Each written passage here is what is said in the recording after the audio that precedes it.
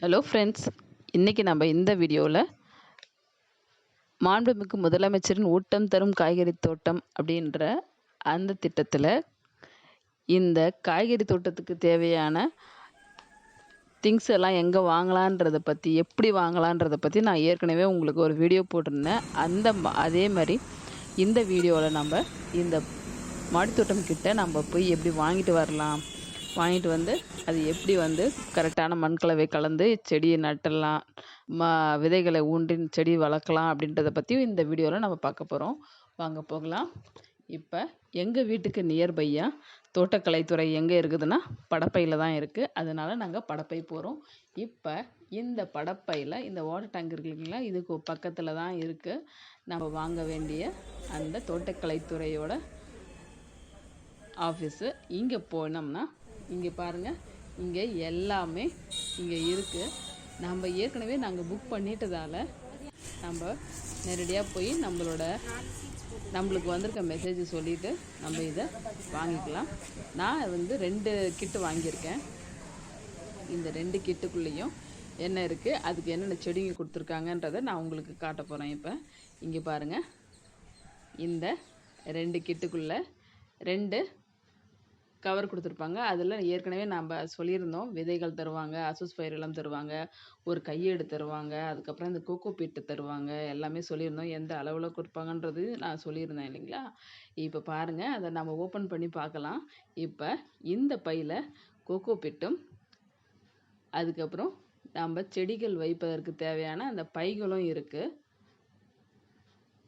இந்த கோகோ பீட்டோட அளவு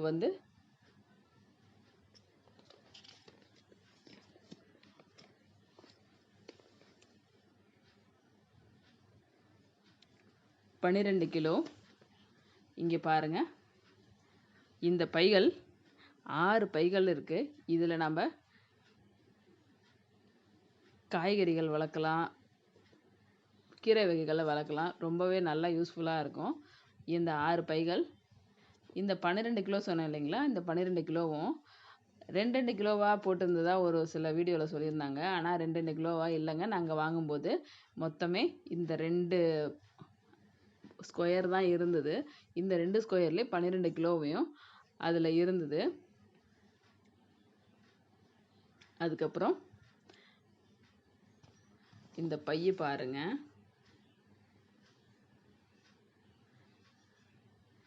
பைகள் பாருங்க, ரொம்ப போதுமான அளவுக்கே இருக்கு, நல்லாவும் இருக்கு பைகள். இதை வாங்கி நம்ம கண்டிப்பாக பயன்படுத்தலாங்க. ஏன்னா இப்போ நம்ம வெளியில் போய் இதெல்லாம் தனித்தனியாக வாங்குறோன்னு வச்சுக்கோங்களேன், ரொம்ப காஸ்ட் அதிகமாக தான் இருக்கும் கண்டிப்பாக. அதனால் நம்ம இதே மாதிரி மானியத்தில் கிடைக்கிற இந்த கிட்டை வாங்கி பயன்படுத்துகிறதால நம்மளுடைய வீட்டு தேவைகளை நம்ம ஓரளவுக்கு பூர்த்தி பண்ணிக்க முடியும். இங்கே பாருங்கள், பையோட குவாலிட்டி நல்லாவே இருக்குது. சின்ன சின்னதாக ஒரு பச்சை மிளகா, ஒரு கீரை, சின்ன சின்ன தேவைகள்லாம் நம்மளால் நிறைவேற்றிக்க முடியும். எல்லாத்துக்கும் கடைக்கு ஓட தேவையில்லைங்க. இங்கே பாருங்கள், அவங்க விதைகள்லாம் கொடுத்துருக்காங்கன்னு சொன்னேன் இல்லைங்களா. இந்த விதைகள் இல்லாமல் நான் எக்ஸ்ட்ராவும் கொஞ்சம் விதைகள் வாங்கியிருக்கேன். அதுலேயே எல்லா விதைகளும் இதில் இருக்குது. அந்த விதைகளை எப்படி பயன்படுத்தணுன்றதுக்கு ஒரு கையேடும் இருக்குதுன்னு நான் சொல்லியிருந்தேன் இல்லைங்களா. அந்த கையேடு பாருங்கள், இந்த கையேடில் அந்த விதைகளை எப்படி பயன்படுத்தணுன்ற மெத்தடு நல்லா சொல்லியிருக்காங்க. அதே மாதிரி இந்த கிட்டை எப்படி நம்ம இதெல்லாம் யூஸ் பண்ணணுன்ற அந்த மெத்தடும் சொல்லியிருக்காங்க. இங்கே பாருங்கள், இதெல்லாமே உயிர் உரங்கள். இதெல்லாமே இந்த உயிர் உரங்கள்லாம் ரொம்ப யூஸ்ஃபுல்லாகவே இருக்கும் நம்மளுக்கு. இதை போட்டு நல்லா இந்த தென்னை நார் கழிவுகளில் போட்டு இந்த கோகோ பீட்டில் போட்டு நல்லா மக்கினதுக்கப்புறம் நம்ம செடி வைக்க ஆரம்பித்தோம்னா செடிகள் நல்லா செழிப்பாக வளருதுங்க. நான் செடி வச்சு உங்களுக்கு திரும்பவும் வீடியோ எடுத்து போடுறேன். இப்போ இங்கே பாருங்கள்,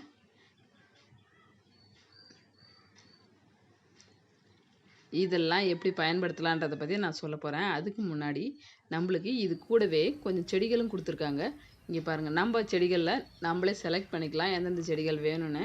ஆனால் மோஸ்ட்லி இருக்கிறது எலுமிச்சம் செடியும் இந்த கத்தாழை, அதுக்கப்புறம் புதினா, துளசி இதெல்லாம் கண்டிப்பாக இருக்கும்.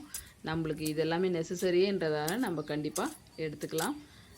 அதுக்கு அடுத்தது நான் இப்போ மண் கலவை தயார் பண்ணிகிட்ருக்கேன். இந்த கொக்கோ பிட்டை ஏற்கனவே நான் வாஷ் பண்ணி நல்லா ஃபில்ட்ரு பண்ணி வச்சுருக்கேன். இதில் இப்போ ஏற்கனவே இந்த மண் நான் கொஞ்சம் உரம் மண் எல்லாமே சேர்த்து தான் எடுத்துகிட்டு வந்தேன்.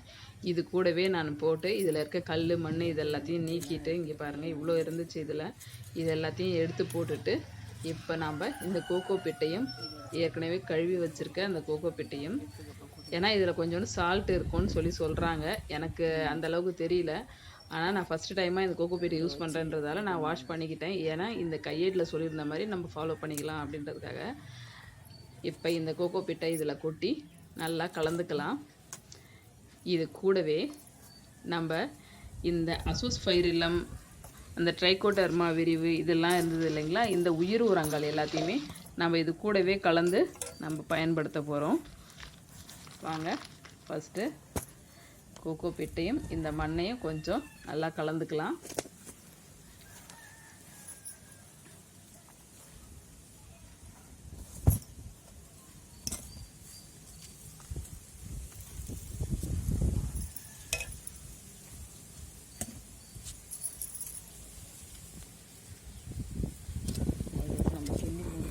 நல்லா இது மாதிரி அடிக்கொண்டு நல்லா ஃபுல்லாக கலரி விட்டுட்டோம்னா நம்ம செடி வைக்கிறதுக்கு ஓரளவுக்கு நல்லா தயாராகிடும்.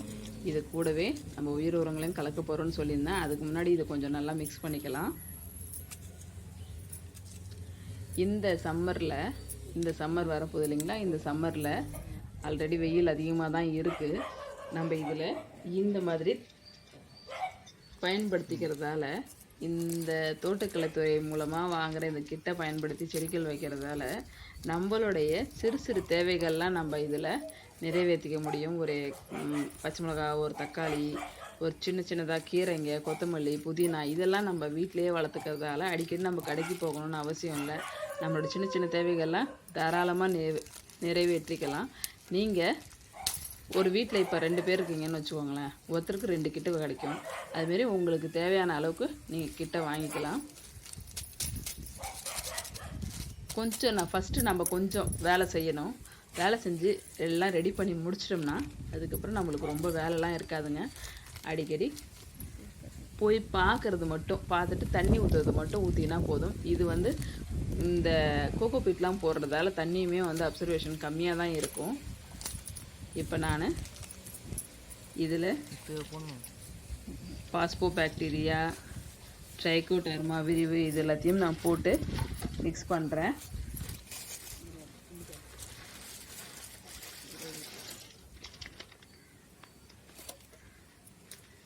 இந்த அசோஸ்பைரில்லம் இது எல்லாத்தையும் போட்டு மிக்ஸ் பண்ணுறதால என்ன ஆகும்னா, இந்த தென்னை நார் கழிவுகள் நல்லாவே மகிடும். அது மட்டும் இல்லாமல் நல்லா உயிர் சக்தி அதிகரித்து இந்த செடிகள் நல்லா வளர்கிறதுக்கு இந்த கலவை யூஸ்ஃபுல்லாக இருக்கும். இப்போ நம்ம கலவை ரெடி பண்ணியாச்சு. கலவை ரெடி பண்ணிவிட்டு இந்த பையில் போட்டு வச்சுக்கலாம். நான் பாதியாக போட்டு வச்சுருக்கேன். ஏன்னா இது எங்கே வைக்கணுமோ அங்கே வச்சுட்டு பேலன்ஸ் ஃபில் பண்ணிக்கலான்றதுக்காக நான் பாதி போட்டு வைக்கிறேன். இங்கே பாருங்கள்,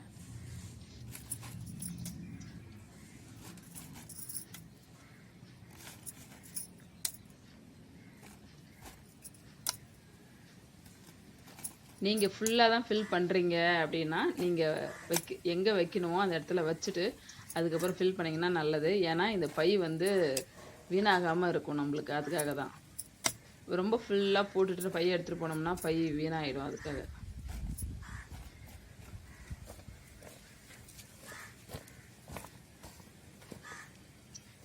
இந்த மாதிரி நல்லா பரப்பி விட்டுட்டு நம்ம கையால் பண்ணாலும் இன்னும் நல்லாயிருக்கும். நான் அதுக்கப்புறம் கையால் செய்வேன். இப்போ எடுத்துன்னு போய் வச்சுட்டு நான் அதுக்கப்புறம் ரெடி பண்ணிப்பேன். ஒரு 2 இன்ச், ஒரே 1 இன்ச்சு கேப் விட்டுட்டு நீங்கள் ஃபுல்லாக போட்டுக்கலாம். நான் உங்களுக்கு காமிக்கிறதுக்காக கொஞ்சம் பாதி தான் போட்டிருக்கேன். ஆனால் இவ்வளோ கம்மியாலாம் போட்டு செடி வச்சிங்கன்னா செடிகள் நல்லா வளராது. அதனால் ஓரளவுக்கு ஒரு 3/4 மேலே நம்ம இந்த கோகோ பீட்டை அந்த மண் கலவையை போட்டுட்டு செடி வச்சோம்னா நல்லா வளரும்.